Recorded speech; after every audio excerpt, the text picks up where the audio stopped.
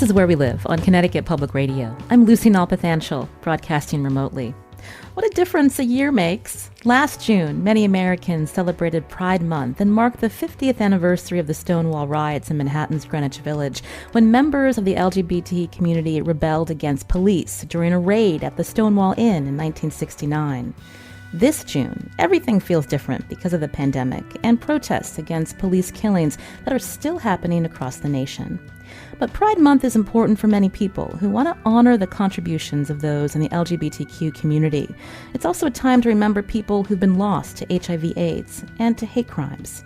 How are you marking Pride Month here in Connecticut? We want to hear from you. You can join us, 888-720-9677. That's 888-720-WNPR. You can also find us on Facebook and Twitter at Where We Live. I want to welcome our first guest to the show. Mucha Placer is a Connecticut non-binary drag queen and a longtime LGBTQ community activist, also a licensed psychologist. Mucha, welcome to our show.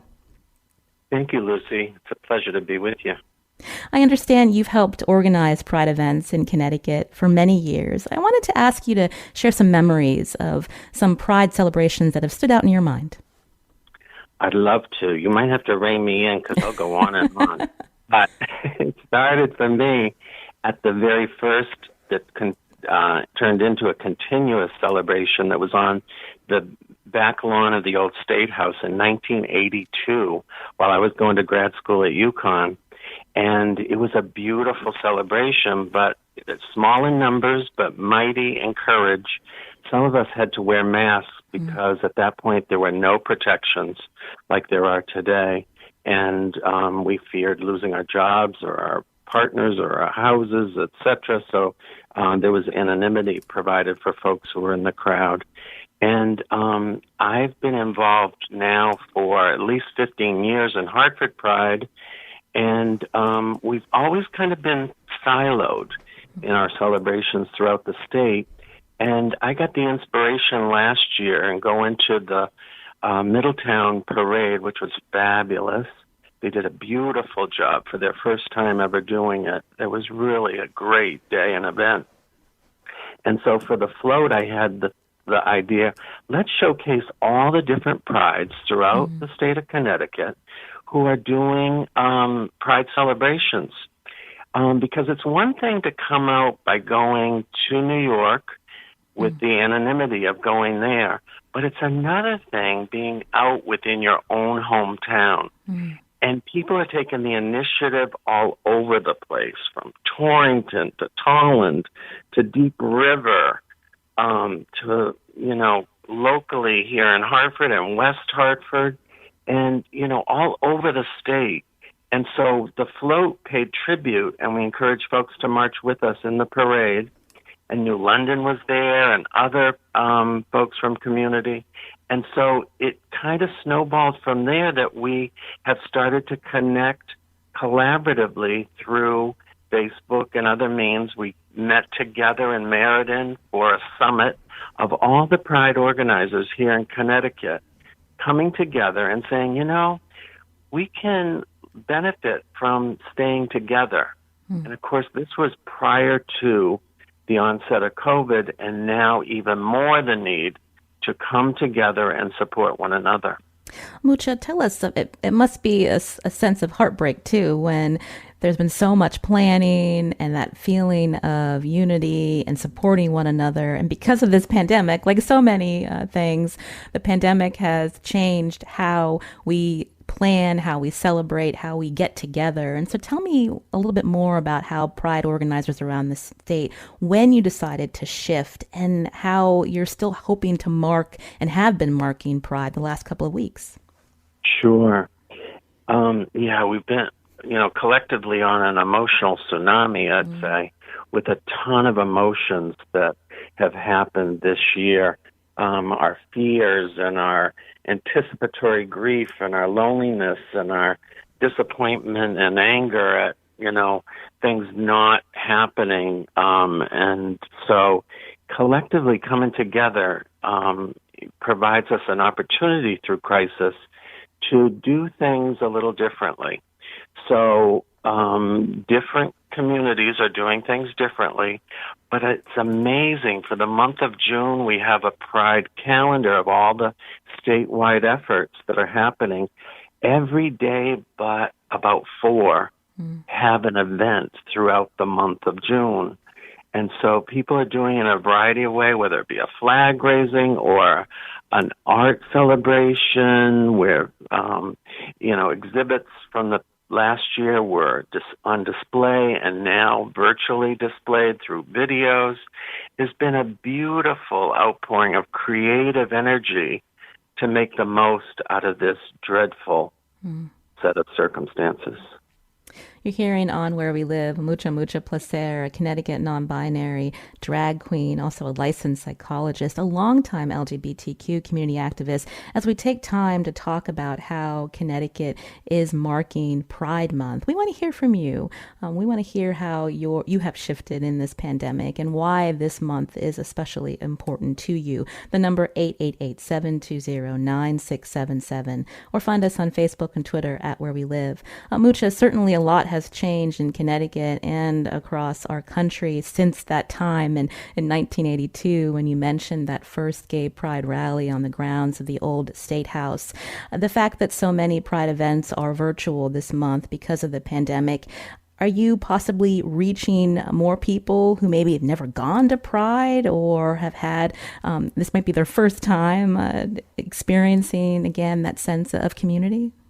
Yes, and I'm going to address that in a second, but just to clarify, Lucy, just to back up, because I've been corrected about it when I've said it in the past.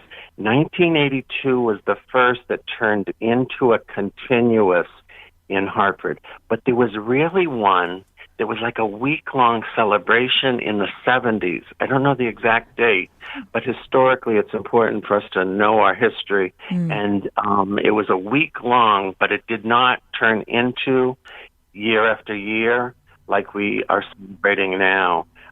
So 82 was the first of a continuing series of prides. And yes, we are reaching people who sometimes would probably never be able to get to Pride for a variety of barriers. It might be their own social anxiety or transportation or, just things getting in the way, accessibility issues. And so we need to continue to break down those barriers. I know one of the barriers is for the folks who are hearing impaired, that we need to do more to do signing on even our virtual things so that, it is accessible to all. But yes, this is making Pride much more accessible, and I feel we have to make a commitment to continuing this, that there be a segment always that will be virtual to make it truly accessible to all. You can join our conversation again, 888-720-9677, or find us on Facebook and Twitter at Where We Live. Kamora is joining us on the phone. Kamora, welcome to the show. Good morning, and how are you, Mucha? Good morning, beautiful people. Good morning to you. So glad you're here, Kamora. Tell us about Casey. Oh, I'm taking over the show. Sorry.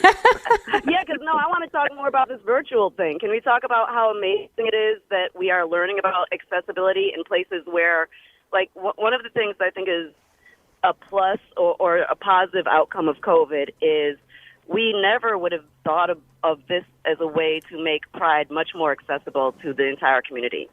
And I'm reminded of that scene in Milk, when they're in San Francisco, right, and all of the gay men are celebrating because we're being out, we're proudly proclaiming who we are, and there's a young man who just gets the phone number and he calls Harvey Milk, and he says, basically, I want to be a part of this, and Harvey's like, get on a bus and come here, and then you see that the young man is in a wheelchair and he cannot physically get there, and it's that place of, oh wow, accessibility is the issue.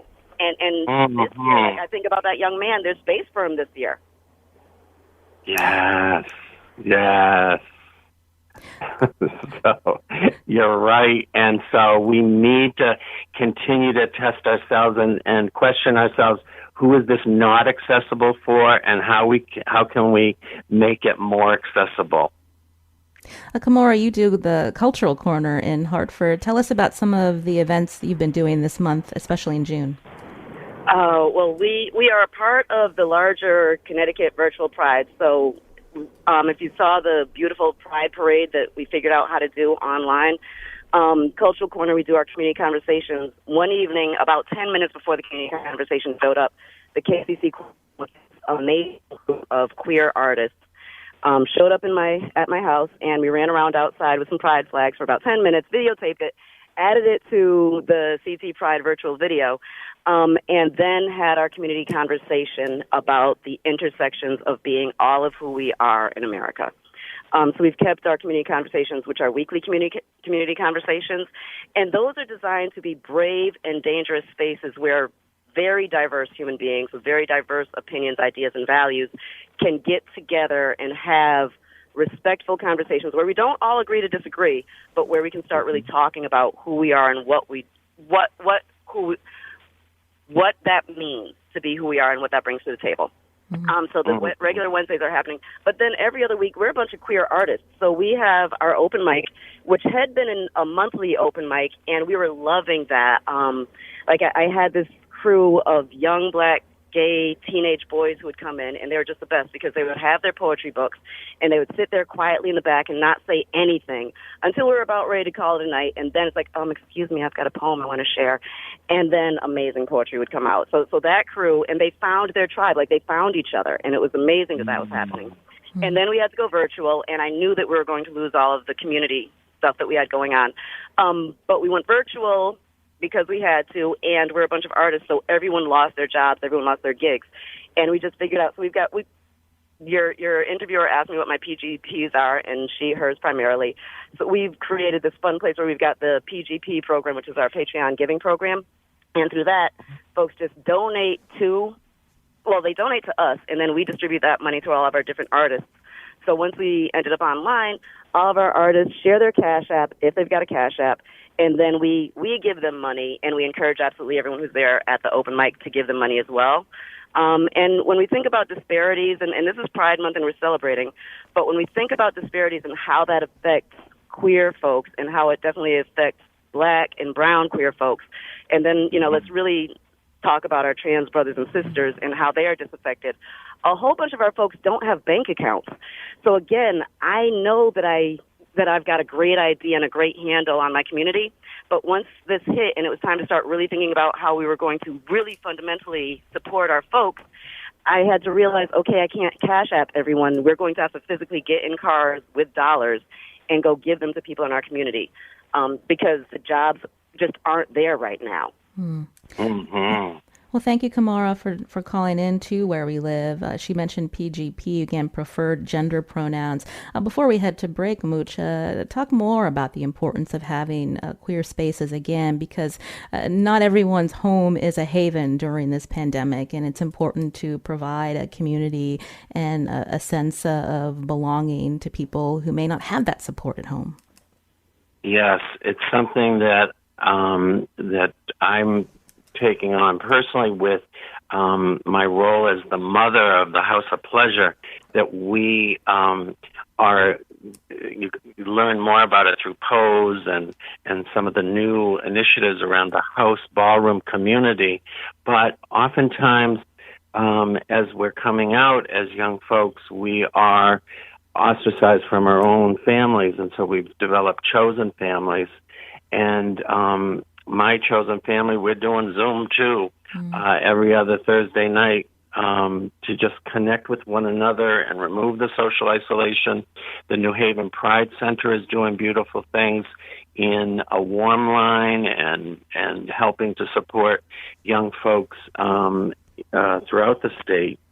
And if I could just come back to one thing that Kamara just mentioned, which is paying tribute to a video that we put together. The challenges that are typical rituals around Pride, the ways we work through grief is through rituals.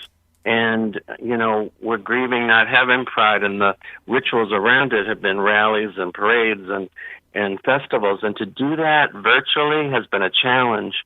Check out on Connecticut Virtual Pride 2020 on Facebook. There is a video that we did, about 30 to 40 minute video, and tell us what you think, where we've tried to highlight those three particular rituals for our community by showing some Connecticut folks and what they do to support our community, because there's been great work done by our community to support one another. Well, thank you for that resource for our listeners. You mentioned the New Haven Pride Center, something in the pandemic that has shown so many disparities in our country that existed before COVID-19. But you'd mentioned what the New Haven Pride Center is doing, including food shares for people that are experiencing food insecurity, Mucha. Yes. So that's a great initiative that I think is going to continue through at least July, where they have, I'm not sure the number, but in the hundreds of families who are insecure around food because of no paycheck, unemployment taken forever if one was employed, or hardly any resources. And so to address that, they've taken the initiative to fundraise and giving back to community in the greater New Haven area with food insecurity. Coming up, we're going to talk about how the pandemic is affecting the LGBTQ community specifically, but I wanted to ask you what your thoughts are. We heard Kimora mention the importance of again, having space and for youth, especially Black and brown gay youth in our state. But I'm wondering, with the elderly in the LGBTQ community, what have you been hearing? Yes, so, we've lost many of our elders to COVID, and there are some initiatives. There is an aging project. I wish I knew their website or how to get in touch, but we'll post it on the Connecticut Virtual Pride 2020. But there are resources. It's like a movable initiative that goes to different senior centers and talks to queer community and broader community about the needs of the LGBT community. And Professor Colleen, who wanted to call in, is one of the folks involved in that initiative. So I'll get the details and post it on our Facebook page for those interested. You can join our conversation. Again, we want to know how you're marking Pride Month. The number 888-720-9677. Sean's calling in from Hartford. Hi, Sean. How are you? Hey, Lucy. How's it going? We're doing well. And good morning, Mucha. Good morning, Don. Glad you're here. Thank you. I'm just calling in because I just want to touch on something Mucha just mentioned about queer spaces. In the past, we used to have these queer hubs, whether it was the bars or the old Reader's Feast, places like that, where we could gather, in places like the Reader's Feast, when a bunch of us were arrested during the gay rights struggle. That's where we went after we were released, to be in community. And we just don't have those spaces anymore. So I think the community has really had to become more creative about where we find each other and where we gather, and where we feel connected to community and feel safe. So, and I commend Mucha for doing the virtual House of Pleasure, Zoom meetings every week. That's a brilliant thing to do in this day and age. Right. Thank you, Doll. And you're right. And we don't have, a space. These watch parties while we're watching Facebook kind of turn into kind of pseudo community, until we can safely hug and get back together. We've found a variety of alternative means to connect. Well, I want to thank Sean for calling in to Where We Live. You can too, 888-720-9677. This is Where We Live. I'm Lucy Nalpathanchel. My guest today, Mucha Placer, a Connecticut non-binary drag queen, a longtime LGBTQ community activist. How are you marking Pride? We want to hear from you. You can also find us on Facebook and Twitter at Where We Live. We'll continue talking after the break.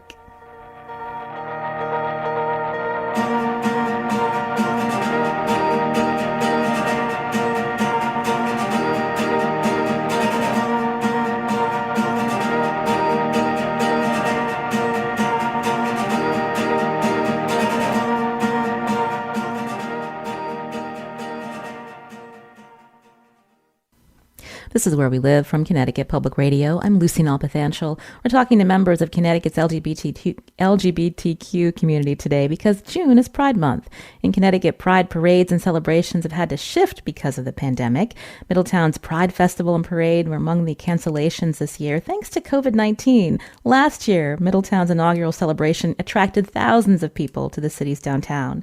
How are you marking Pride Month? We want to hear from you. You can join us, 888-720-9677, or find us on Facebook and Twitter at Where We Live. My guest on phone today is Mucha Placer, a Connecticut non-binary drag queen, a longtime LGBTQ community activist, also works as a psychologist in Hartford. You can join us as well, 888-720-9677, and find us on Facebook and Twitter at Where We Live. I wanted to take a quick call. Raven's calling in from the Greater Hartford Advocacy Center. Raven, you're on the show. Hey. So tell us what you wanted to share for our show today. So the Greater Hartford Advocacy Center is holding a Trans Women of Color virtual forum on June 30th from 1 to 3 p.m. It'll be me, myself, Raven, of course, Kamora Harrington from Kamora's Cultural Corner, who's also on the radio, and we're going to be talking about the experiences and victimization of trans women of color. If anyone's interested, they can call 860-714-5052 to register. All are welcome. If you want to share, if you just want to listen, let us know. Okay, that's it. Well, thank you, Raven, for calling in to the show, and we'll be sure to share that on our social media as well. I wanted to bring into the conversation now on Zoom Eric Russell. He's an attorney at Pullman and Comley and former chair of the LGBT section of the Connecticut Bar Association. Eric, welcome to the show. Good morning, Lucy. Thank you for having me. Raven brought up a great point about a panel discussion about trans women of color. When we think about all of the successes and achievements that the gay rights movement has achieved over the last few decades, we do know that trans women of color still face a lot of challenges, barriers. Can you talk a little bit about that? Sure, and it's certainly the case, and we've seen this across the board and for years now. Last year, there were 26 murders of transgender folks, and 91% of those were Black trans women. Similar statistics for 2018, and this has been a huge problem. I think this ties into much of what's going on right now with respect to the Black Lives Matter movement as a whole.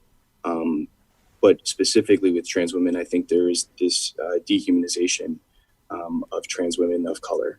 And it's a little bit ironic when you think about the LGBTQ movement as a whole. And in a lot of ways, how quickly the movement has taken hold.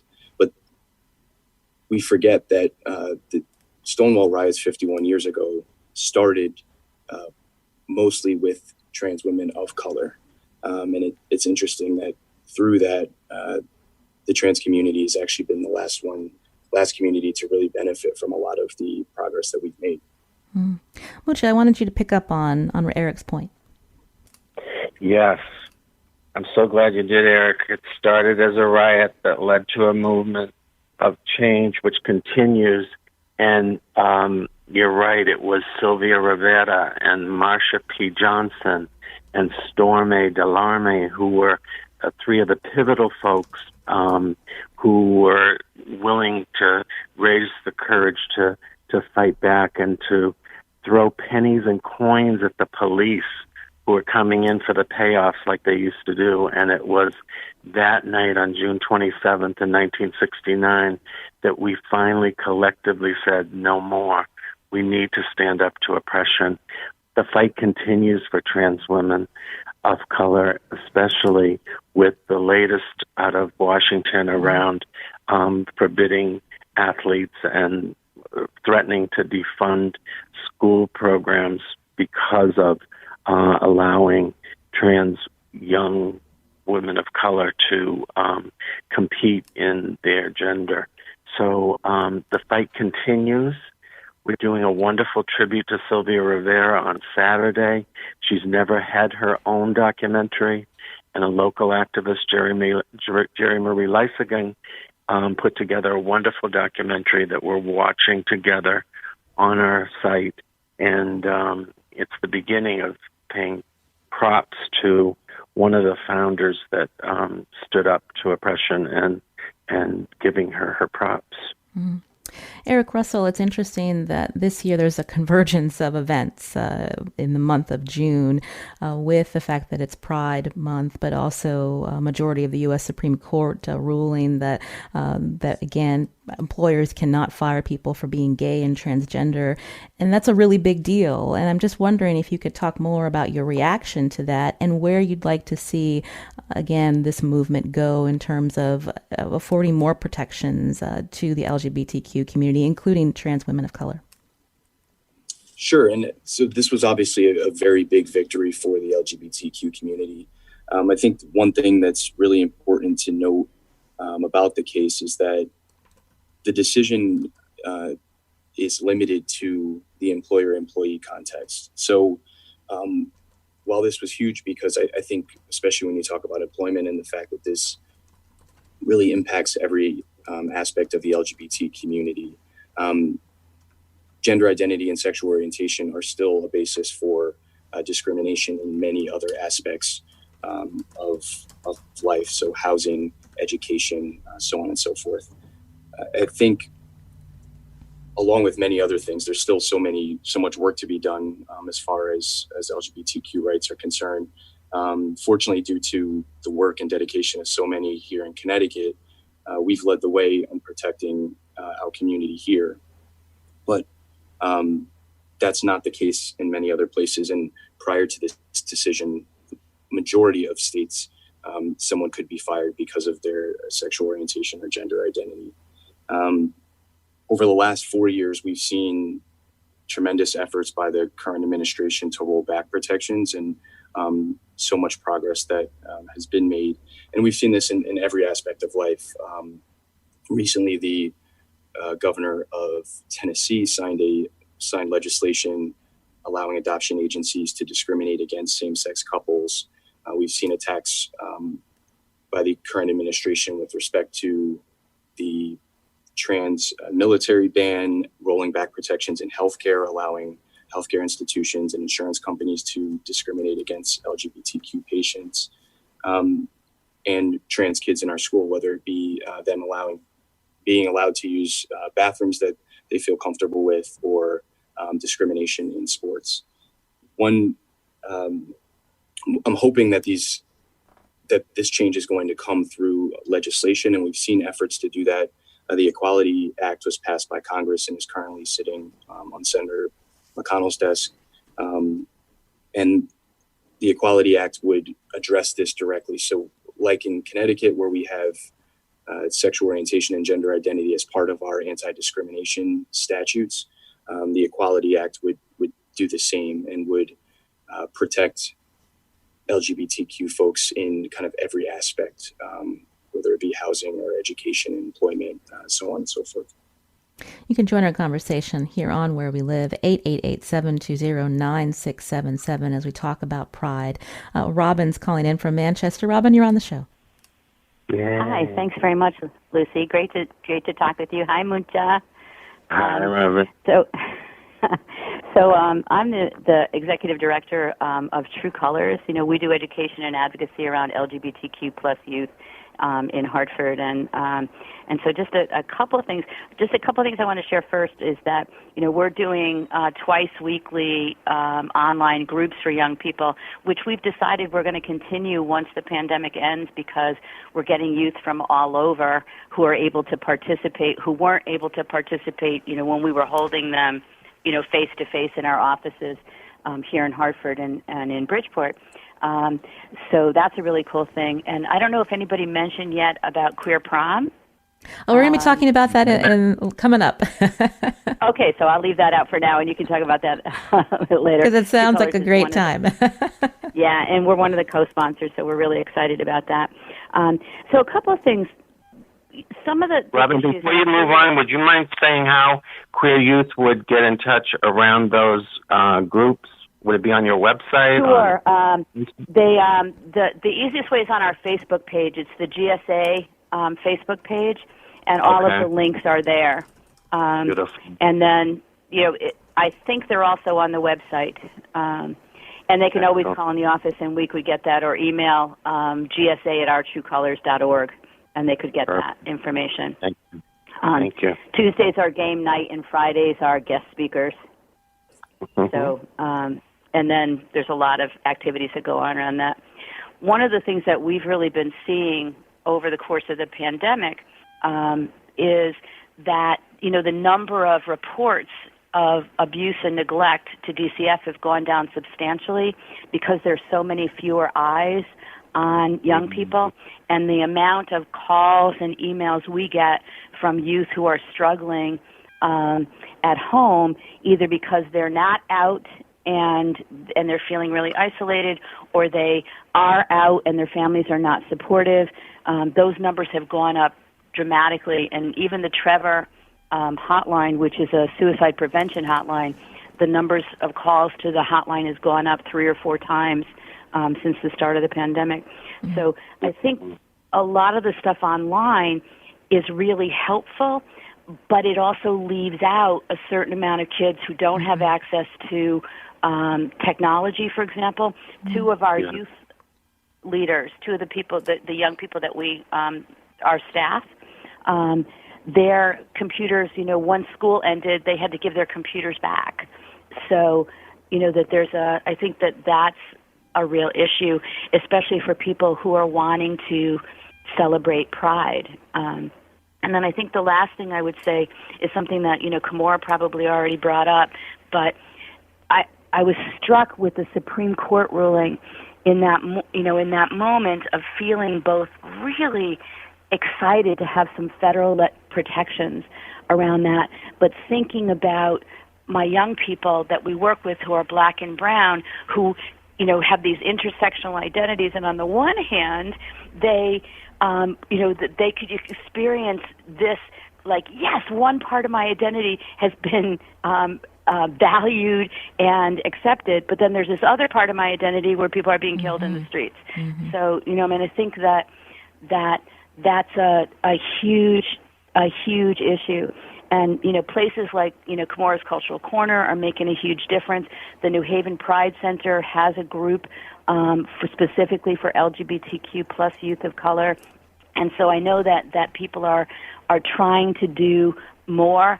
We've sort of hooked up with Moral Monday Connecticut and are supporting their work. And I just heard there's a group of college students who are hosting a protest in East Hartford coming up, that I think they're trying to put a lot of people around that event, and that's an intersectional queer black and brown event. Well, Robin, thank you so much for bringing up those important points here on Where We Live. I wanted to ask our guest, Eric Russell, to chime in, especially when you bring up the intersectionality between racial justice and LGBTQ rights happening now, Eric. Yes, I think it's been really interesting. I've struggled with the idea of really celebrating Pride as I normally do. I think because my attention is so focused on what's happening across the country right now. I think one thing that's been encouraging is that, and interesting, is that so many of the people that I know in Connecticut that were really involved in the LGBTQ movement have been really involved in the Black Lives Matter movement as well. And I think though the causes are very different in some ways, there is a shared understanding of what it's like to be discriminated against and be oppressed. I think these issues, again, are very different. The long history of oppression and systemic racism in this country is, I think, much more deeply rooted. It's built into every system, some very intentional and some just an effect. When you think about issues of education and the fact that, in effect, we still have segregated schools in Connecticut, and our criminal justice system and economic opportunity, access to healthcare all across the board. But I think it's really encouraging that right now there are so many people from across the state and country who haven't historically taken an interest in some of these causes really impacting the Black community. And like with the LGBTQ community, it's going to take allies to use their positions of power to amplify the voice and support the Black community to help fight for really meaningful and systemic change in this country. Eric Russell, I introduced you as an attorney at Pullman and Comley, and you are involved in politics here in our state. But for our listeners who may not know your background, you are a Black gay man, and I understand that you also spend time mentoring LGBTQ youth and also future attorneys. Can you tell us a little bit about that?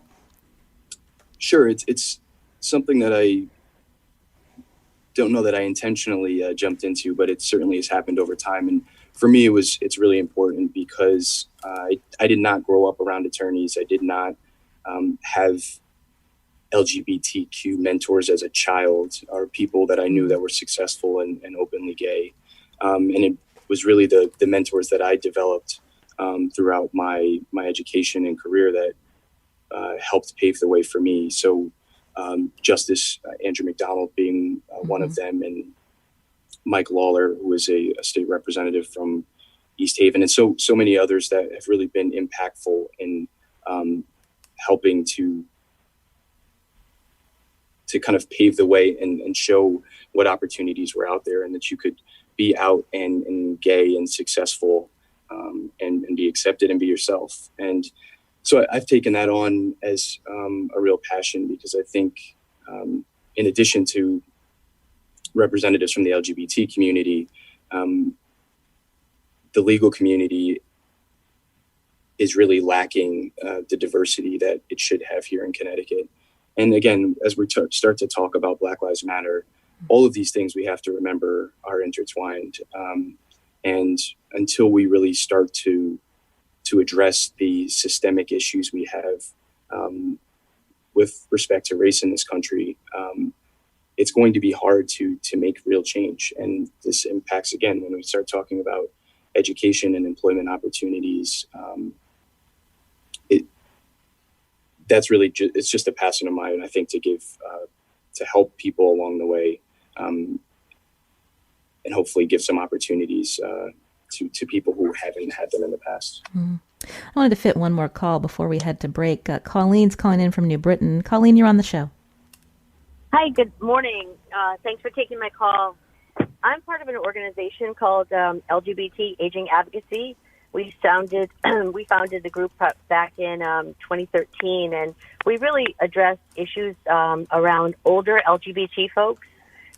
We're working to create an open and affirming aging services environment, and we have a Facebook page. We work with different organizations like Connecticut Community Care and the Getting It Right campaign, training healthcare workers and organizations to be LGBT friendly and to understand what older LGBT folks go through. Well, thank you, Colleen, for telling us about your organization. We're almost out of time. I wanted to go back to Mucha for some final thoughts again on Pride Month, the shift to so many virtual events. You've shared some great resources with us as well as our listeners, but there's still about a week and a half left of June. What's coming up that you want to make sure we highlight?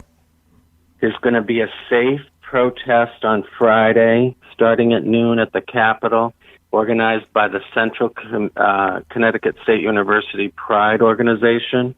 The attire is black, all black, because it is the intersectionality with Black Lives Matter as well as Pride and protest, 12 o'clock at the Capitol. And there's also an event, two events on Saturday I'd like to highlight. One is we're showing the second part of the Sylvia Rivera documentary on our Facebook page. And the finale is Global Pride. There's an organization throughout the world called Interpride, and there'll be a 24-hour streaming that will start on the 27th and go to the 28th, where all the different countries around the world have submitted videos of performances and speeches and, personal messages of what Pride means to folks from all over the world. Mm-hmm. So check that out, Global Pride 2020 on Facebook. And thank you, Luke, for this. Oh, and Mucha, just quickly, the Facebook page that you have referenced, tell me what people can search to find that. Yep. Connecticut Virtual Pride 2020. Wonderful. Well, mucha placer. It's been a pleasure to speak with you. Again, a longtime LGBTQ community activist.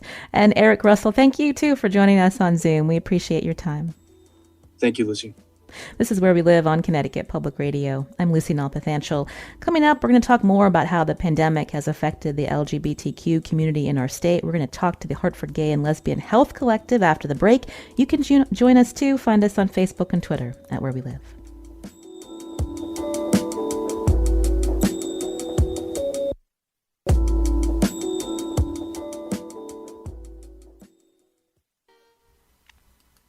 This is Where We Live on Connecticut Public Radio. I'm Lucy Nalpathanchel. The COVID-19 pandemic has affected LGBTQ Americans, a community that's already vulnerable to disparities in healthcare and employment. USA Today reported multiple LGBTQ advocacy groups saying this is a population with a growing number of positive COVID cases. Joining me now by phone is Linda Estabrook, Executive Director of Hartford Gay and Lesbian Health Collective. Linda, welcome to our show. Linda, can you hear me? Yes. Hi, Linda. This is Lucy. You're on live now on Where We Live. Thank you for joining us right now. You're welcome. Thanks for asking. Briefly, tell us about your organization. How long have you been in the community, and who are the people you help? So the Hartford Gay and Lesbian Health Collective has been in existence since 1983, and we started as a volunteer organization providing some medical services, and also when HIV testing became available, HIV testing in the mid-'80s, and we've evolved into an organization providing services to the LGBTQ community, a variety of services, whether it's transgender support services or our sexually transmitted disease medical clinic, a location in Manchester serving people living with HIV and AIDS, HIV testing, oral health services. We were the first entity in the state in the mid-'90s that started providing oral health services, dental services specifically to people living with HIV and AIDS. And at the time, it was very hard for people who had HIV and AIDS to get oral health services, and we stepped up to the plate. Tell me more about how this pandemic is affecting Connecticut residents in the LGBTQ community and how the pandemic has affected your organization. So back in April, Patrick Dunn from the New Haven Pride Center initiated a needs assessment survey to go out to our community statewide, asking questions about COVID and impact and potential impact. And, you know, some examples statewide were that 7.4% of the respondents reported being food insecure, but then it jumped to over 41% saying that they were either currently food insecure or might become food insecure after April 30th. And that's a very basic need, obviously, in terms of needing to get something to eat.